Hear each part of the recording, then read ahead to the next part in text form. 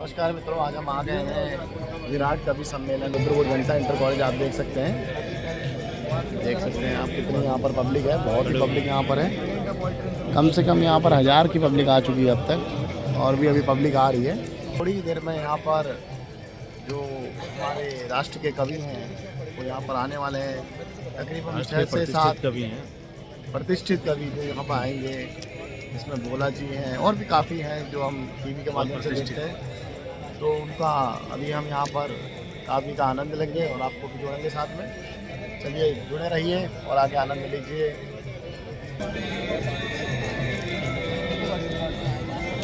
मेरे भाई अरुण जैमिनी हरियाणवी जी देवास से रुद्रपुर में पहुंचे।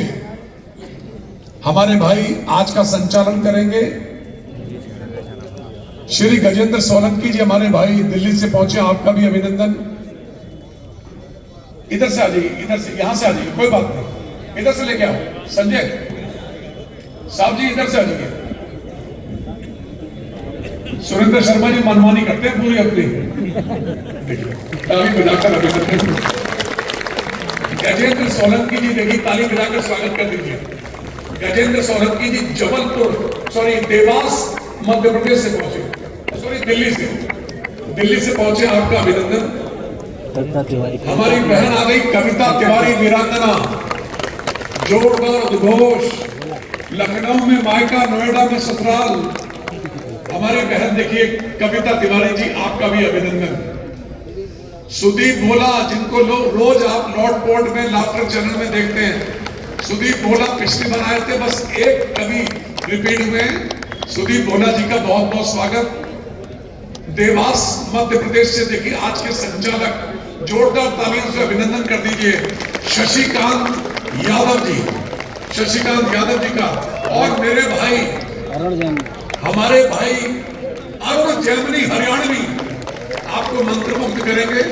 मेरे भाई अभिषेक जी अग्रवाल, आप बैठिए, आपका स्वागत है, बैठाइए। अभिषेक जी को बैठाइए, अभिषेक जी की पूरी टीम को बैठाइए।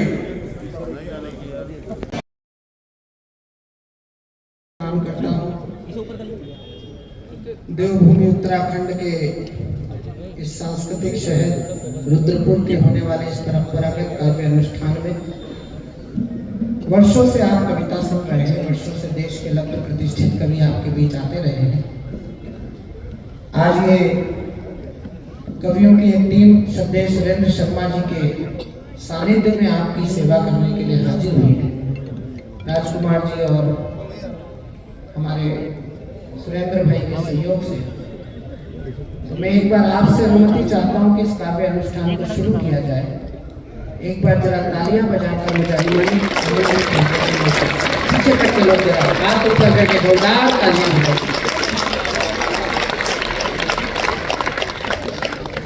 इतना बड़ा अभिनंदन समारोह, इतने स्वागत, इतना मन से लोगों का स्वागत करना, उन्हें अंगवस्त्र भेंट करना, उन्हें प्रतीक चिन्ह देना, देश से इकलौता कार्यक्रम है जिसमें इतने सारे अतिथि होते हैं और सब सम्मानित होते हैं। बार बार राजकुमार जी हम लोगों से माफी मांग रहे हैं। माफी वाली कोई बात नहीं। ये बहुत कम लोगों के अंदर संस्कार बचा है कि वो अपने आने वाले अतिथियों का सम्मान इतने अच्छे से करते हैं। ये और सरल हो सकता है अगर मेरा सुझाव माने तो। एंट्री गेट पर एक टेबल पर शाल रखते और एक टेबल पर मूर्तियां रखते और यहाँ से सूचित कर दें कि अपने अपने उठा के निकल लें।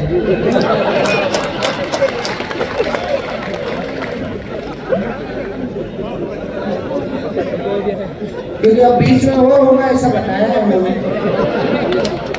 तो वो सम्मान तो आपका होगा, लेकिन हो सकता है कभी कभी उसकी चपेट में आ जाए। और चिंता मत करना, हताश भी मत होना, क्योंकि ये जो प्रयास आप कर रहे हो एक दिन सफल जरूर होगा। अच्छा तो होता आग बुझाने में मरते हम। जो काम आप कर रहे हो वही काम हम भी रोज ढूंढ कर रहे हैं। अच्छा तो होता आग बुझाने में मरते हम।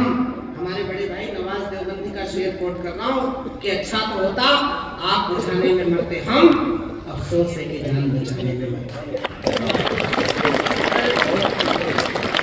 और ये आग बुझाने का जो संकल्प मेरा है, मैं कविता खड़ी करना चाहता हूँ कि अक्षर तुमको राष्ट्रभक्ति श्रद्धा के दीप चलाना है। इन पगड़ियों का कर्ज है उनका, 7 जन्म भी लेंगे तो इस पगड़ी के कर्ज से उऋण नहीं हो सकते। हमारी दशमेश गुरुदेव की परंपरा है। 4 बेटे शहीद हो गए 2 चंपोर के युद्ध में, 2 सरियन के दीवार में चुनवा दिए गए। केवल एक गुरुदेव का उदाहरण दे रहा हूं। लोगों ने कहा, गुरु माता ने स्वयं कहा मेरे 4 बेटे शहीद हो गए। तो हमारे दशमेश गुरुदेव गुरु गोविंद सिंह जी महाराज ने यह नहीं कहा था कि ये देश मेरे रहने लायक नहीं बचा है। उन्होंने कहा था निज जीवन के वास्ते वार दिए सुचार, वार दिए तो क्या होगा, जीवित कहीं आ जाए। सूटकेस देखकर काउंटर वाला बोला, प्लेन छोटा है, ये सामान लगेज में ही जाएगा, गंतव्य पर आपको मिल जाएगा। सूटकेस मेरी तरफ देख के सोच रहा था अब आएगा मजा। महीनों से कमरे के कोने में पड़ा इसी ठलुए को तो झाड़ू पोछा लगा के देख रहा और छोड़कर विमान की तरफ बढ़ा और ये सोच के चला कि गेट पर ही हाथ जोड़े, मुस्कुराहट बिखेरे, एयर होस्टेस के सुंदर से चेहरे के दर्शन होंगे। पर विमान में घुसते ही निराशा हाथ लगे। पीपीई किट पहने,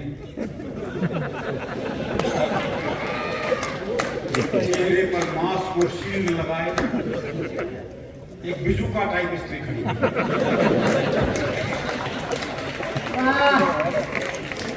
उसका ये रूप हमने 2 घंटे सहा।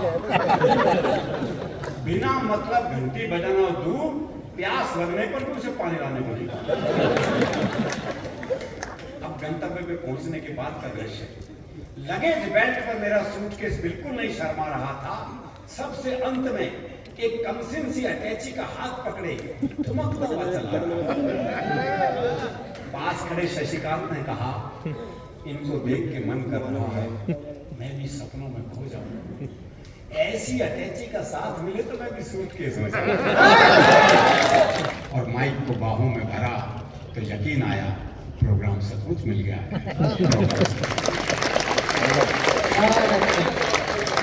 नहीं पड़ता।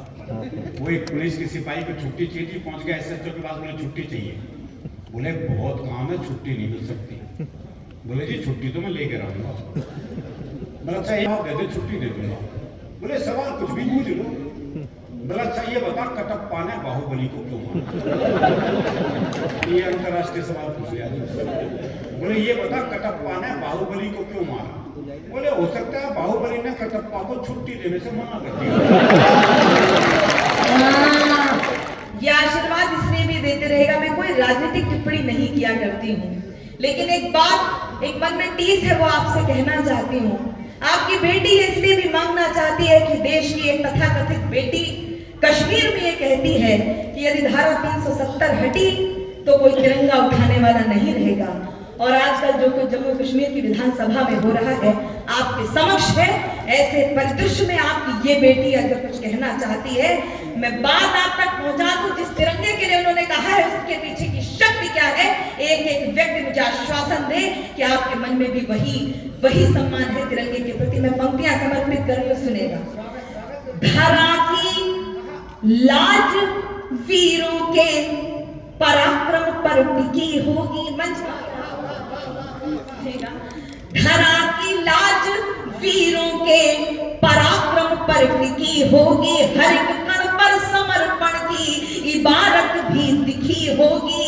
नजर भर कर जरा देखो, पता चल जाएगा तुमको, तिरंगे पर सपूतों की विजय गाथा लिखो। संपत्ति वो नहीं होती जो हमने खर्च कर ली, संपत्ति वो होती है जो हमारी बची हुई होती है। तो बची हुई उम्र की संपत्ति मेरे पास सबसे कम है, इसलिए सबसे कम होता है। और एक बात बता दूं, मुझे वरदान मिला है, जो मेरी बात पर ढंग से ताली नहीं बजाता वो अगले जन्म में घर घर जाकर ताली बजाता है।